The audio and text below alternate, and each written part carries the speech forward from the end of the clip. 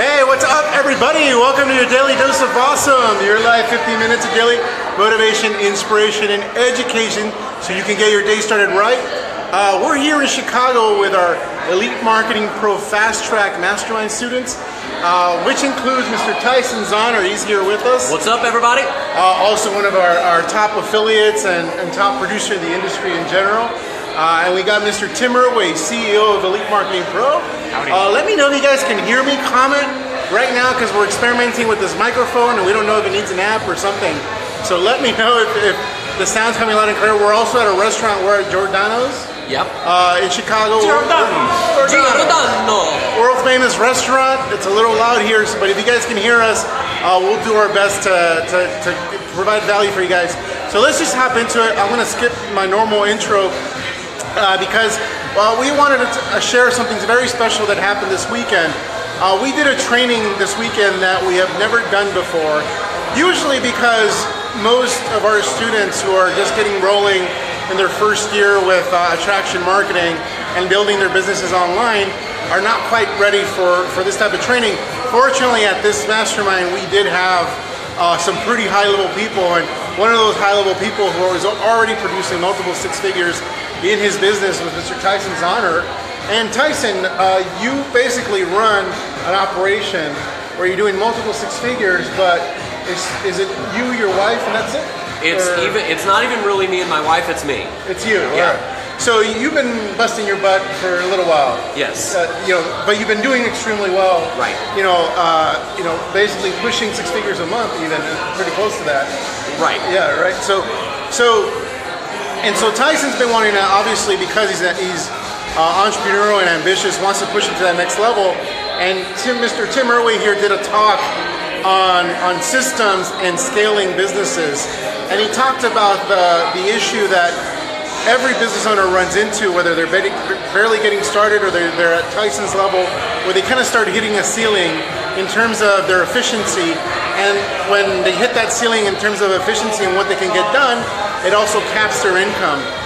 Tim, can you talk a little bit about what you shared in that training? You had a little talk about the trough of sorrows, basically, where there's entrepreneurs out there, especially online entrepreneurs, who are on the surface making a lot of money and seemingly doing really well, but internally what's happening is they're miserable and not very profitable. Sure. So talk about that. So I'll start with this. First of all, for those that haven't really gotten started online yet, there's always going to be the period of the grind. And the grind is where you get things going, you get some momentum. And what a lot of people in our industry specifically, they have an opportunity to have what's called a lifestyle solopreneur business. And that's kind of where Tyson's at. And it's really a nice place to be. It's what I call the sweet spot, because you don't have a lot of responsibility as far as, employees and overhead and things like that. So most of what you make, you keep, and it's profitable. It's super profitable, right? And so it's a nice place to be. Unfortunately, though, your business depends 100% on you. So all of the major functions, marketing, administrative, compliance, customer support, everything falls on your shoulders. Not to mention building a downline. Exactly. So if you're working with a team. Exactly. So everything's on so you can get efficient with that. You can have a good life. You can work 20 to 30 hours a week and make good money. But unfortunately, your business is 100% owner reliant. So it relies on whether you are there for your business, whether you show up or not. And if you take a month or 2 months off, typically what happens is your revenue and your income starts to decrease. And so what a lot of people look at is they say, you know what, I'm ready to grow, I'm ready to scale my business, I'm ready to increase my revenue. And so the foundation or the basis of my talk was really talking about the trail of tears, and or the trough of sorrow, as Paul Graham put it. Yeah. And it's you have that initial okay, I've built my business to multiple six figures. So you think, well, I just have to do more of what I've done to get me to six figures, and that should scale to seven figures. Well, it doesn't. It doesn't scale to seven figures. So what gets you to six figures doesn't scale to seven figures, and what gets you to seven figures doesn't scale to multiple seven figures. It takes a different set of levers. And then 8 figures. And 8 figures, exactly. So it takes a different set of levers. It takes a different set of tools and knowledge and understanding of business to grow to that next level. And frankly, you know, when we looked at what that journey looks like, the trail of tears or the trough of sorrow, it's not necessarily something that everyone should do. And in fact, if you look at the statistics, I believe it's of all the 24 billion businesses or something like that? Million businesses. Only about 4% of those businesses ever hit $1 million per year. And of those 4%, only 5% of those ever reach $10 million a year. So it is you're in the elite club when you've hit $1 million a year. And when you hit that $1 million a year, and you can attest to this, that's when you start feeling the strain of your systems, and you realize that you're spinning plates, and you can only spin so many plates as a leader of that business before you start to feel the strain, before you start to feel the stress, before you start to get the burnout feeling, and like, holy shit. Can I say shit? Yeah. The burden. No kids. Okay, good. There's no children present. Yesterday that was forgotten. Children present. Yes. So you start feeling like Atlas Shrugged, right? You've got the burden of the world that falls on your shoulders, and so it's really important to have awareness that different levels of business require a different dedication and commitment to growth, and it requires learning a new skill set. So that was kind of the basis of the talk, and we talked about specifics with numbers and how you can optimize for certain things. So as you go from 1 million to 2 million and 2 million plus, there's a few levers you can pull to increase revenue and to increase profitability. One of them we talked about was the volume lever of increasing the number of customers or the number of transactions that you get. And that's what most businesses and entrepreneurs focus on. They're transactional. So they're thinking about getting new numbers, more volume. The other one's the value lever. And a lot of direct response marketers get this. They understand that you can multiply the value of every customer that comes through your door. And we talked about this with your business as well, and you're working on that, optimizing that as well, right, which has already doubled your business. Yes. Yeah. And one of the things, like, to tell a story to drive home what Tim's talking about, like, we went on a ski vacation last month, and while I do have systems and processes in place from what I learned from these guys at Elite Marketing Pro that are constantly bringing in leads and sales, as I've grown, I still have things like customer support that I have to deal with, people that have questions, they need to access their product.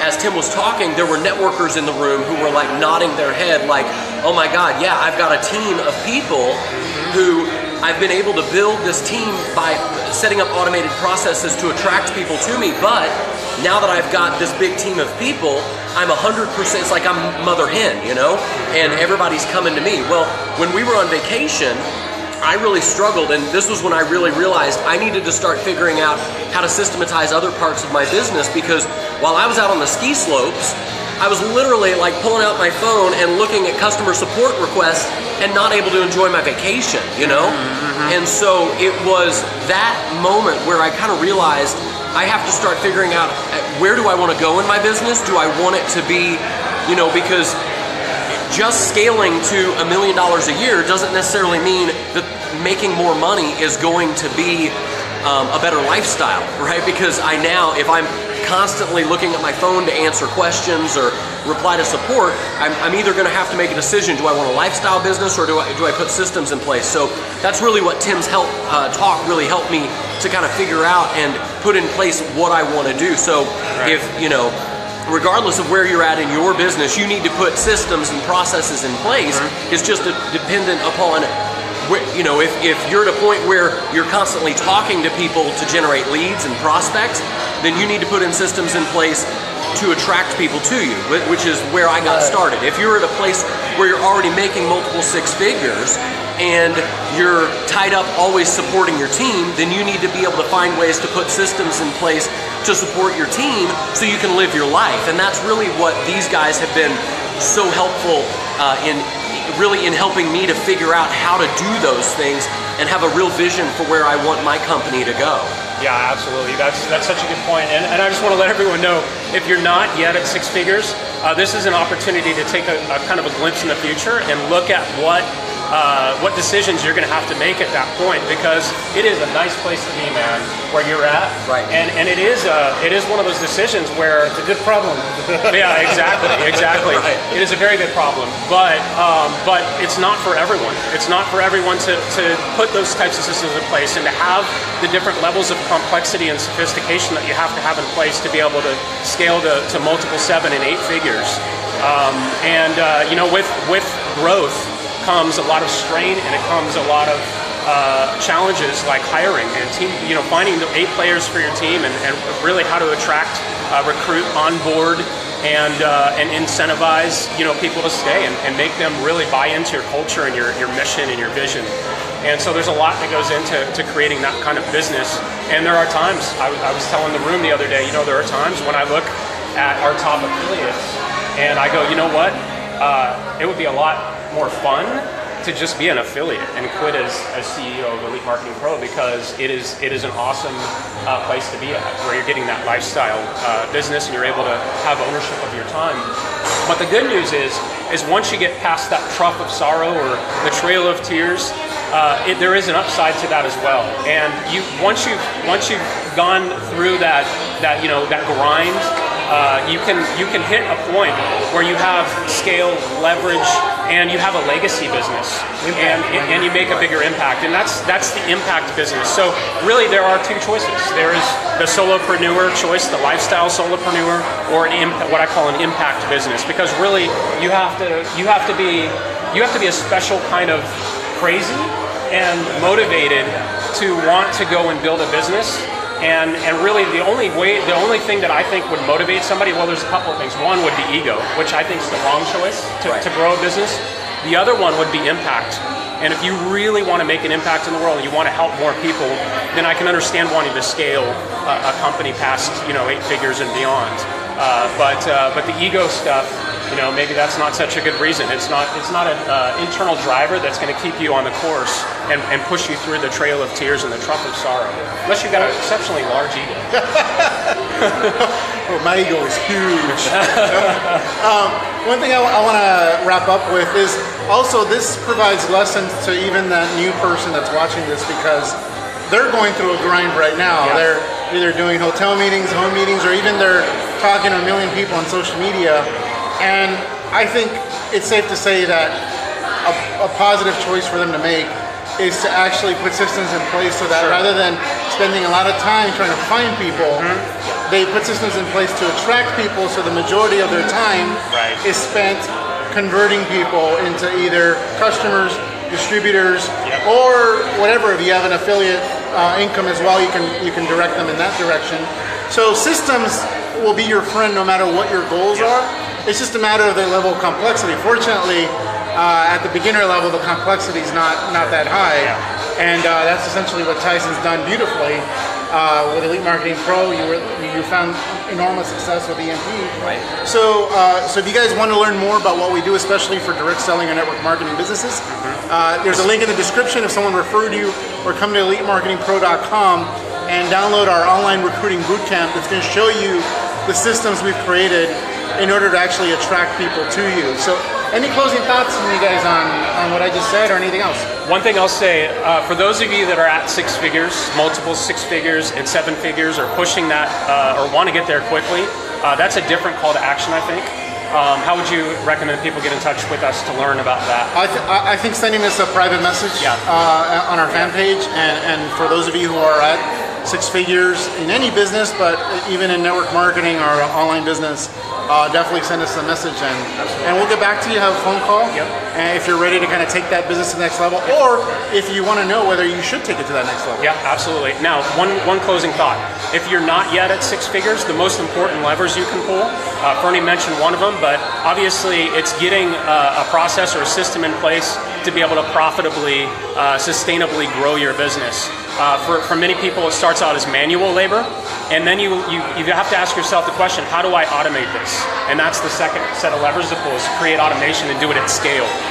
So instead of one-on-one, one-to-many, how do I create a system that does that? And that's what Tyson's really specialized in. Right, and a good example of that is in the beginning of my business, I was constantly talking to people to figure out whether they were qualified, whether there was an interest to move them further into my business, right? And once I put systems in place that took care of that qualification process for me, then I wasn't having to talk to everyone. The only people I had to actually spend one-on-one time with were the people who I knew were qualified to actually hear about what I was offering. Then once I got good at that step, then I qualified, then I started to put systems in place for the actual closing process, right? So I just built one system at a time, and depending on where you're at, the first place you want to start is building the automation for the qualification part. And then you can still get on the phone with people, but you're only now getting on the phone with the people who are most likely to say yes. And then once you grow outside of that, then you start putting in systems in place, like, maybe automated webinars or sales letters, where you start to automate the closing process. Well, then you might have to put in systems in place to automate the support system. And you just grow and you start building more and more systems. So don't try and think about how many different systems I have to build at the beginning. Start with the one you need right now, and then build upon that once you start going. Great. Awesome. Perfect. So that's it, guys. We're here at Giordano's in Chicago. Giordano. So awesome. Thanks for being here with us, guys. And we're going to go back to lunch with the crew, and we'll be back tomorrow. Take care. See ya.